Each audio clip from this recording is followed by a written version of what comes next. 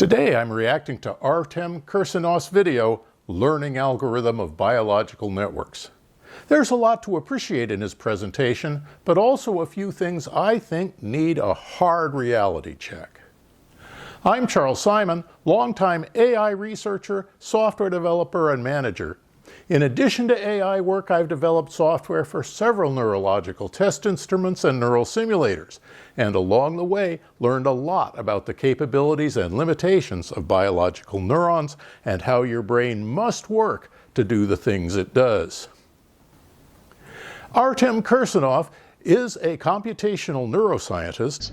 In this video, I will share with you my experience and talk about some common misconceptions about this absolutely exciting field. And his YouTube channel has many excellent videos, usually with animations which bring his points to life. Here's a quick summary of this video, Learning Algorithm of Biological Networks. In his video, Artem explores the limitations of backpropagation as a biologically plausible learning mechanism and introduces predictive coding as a more viable alternative. He explains that biological neural networks can't propagate error signals backward through layers the way backpropagation does, due to the lack of reverse pathways to support such feedback. Predictive coding, by contrast, relies specifically on forward and lateral interactions between neurons to minimize prediction error, making it theoretically more compatible with known brain structures. Kirsanov outlines how predictive coding could allow neurons to update their internal models of the world by constantly comparing expected inputs to actual sensory data. He emphasizes that this framework can be used to understand perception and learning as a process of minimizing surprise. The video draws from existing neuroscience literature to support predictive coding as a foundational learning principle in the brain, positioning it as both functionally effective and biologically grounded. Let's start with what I agree with. Kirsanov rightly points out that standard backpropagation doesn't work in biological brains. Why? Because biological neurons don't have a way to send error signals back to their source. The structure just isn't there. That's a valid and crucial insight, too often overlooked in AI circles. So what's his proposed alternative? Predictive coding. Now, to be fair, predictive coding isn't his personal invention. It's a well-known idea with a number of papers exploring it as a biological learning mechanism.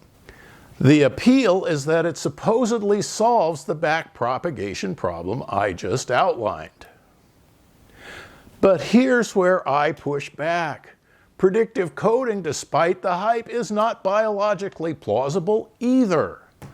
Why? Because it relies on concepts and assumptions that just don't line up with how real neurons work. Let's start with the ambiguous concept of an activation level. We see it in many equations in AI where it might refer to an idealized firing rate, some clean continuous value. But in neuroscience, activation level usually means something completely different.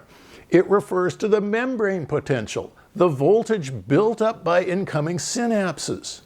This would be a convenient continuous value, but it's a hidden internal state, not something other neurons can sense. So when AI models assume you can sum up weighted inputs to compute a new activation value, they must be referring to the firing rate. And that's a mathematical abstraction, not biology. When you try to reframe activation as a firing rate, you hit practical limits. If you define the firing rate as the number of neural spikes in a given time period, then you're locked into a trade-off. The more precision you need, the slower your system must be.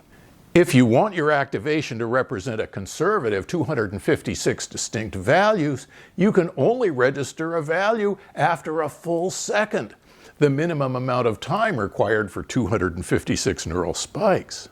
This is obviously too slow to be of any use. So in this concept, the firing rate is discrete rather than continuous and is restricted to a very limited number of distinct values, 10 or less, for example.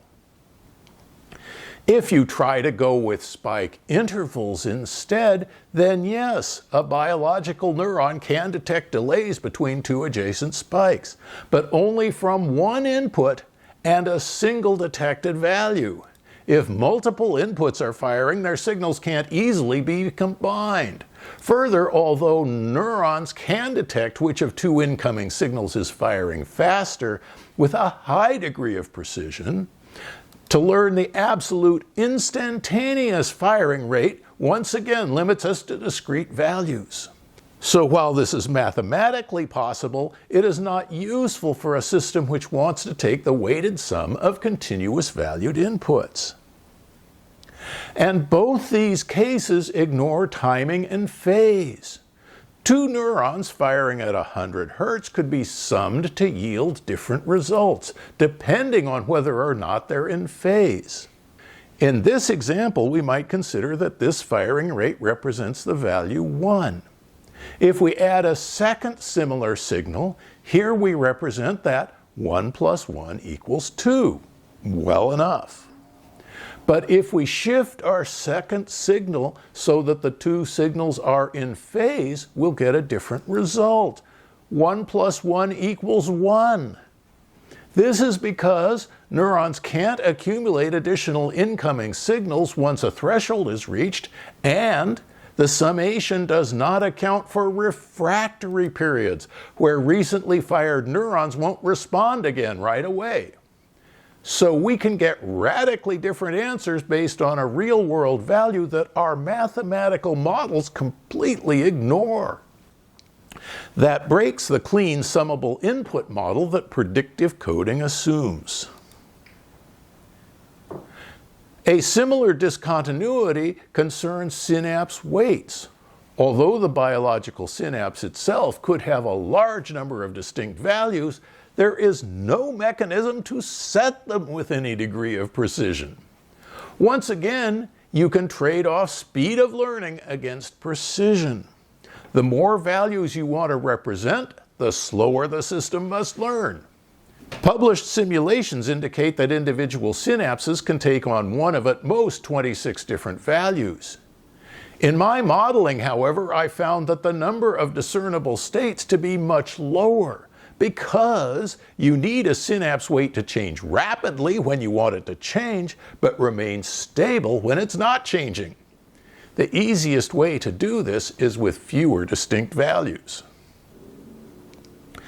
The combination of discrete valued weights with discrete valued activation levels leads to a learning algorithm failure because they rely on continuous differentiable activation functions.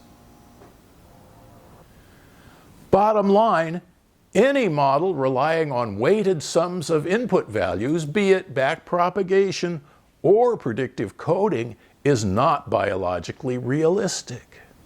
Don't get me wrong, I'm all for mathematical models that help AI do useful things, but let's not confuse convenient engineering with an explanation of how the brain actually works. Saying predictive coding is how your brain learns? That's not science, that's wishful thinking. If you found this breakdown helpful, don't forget to like and subscribe and drop your thoughts in the comments below. And take a moment to join the Future AI Society, where we have online conversations about creating the future of artificial intelligence. Let's keep digging into what AI models can do and how they can be refined to represent true understanding and human-like intelligence. And as always, thanks for watching.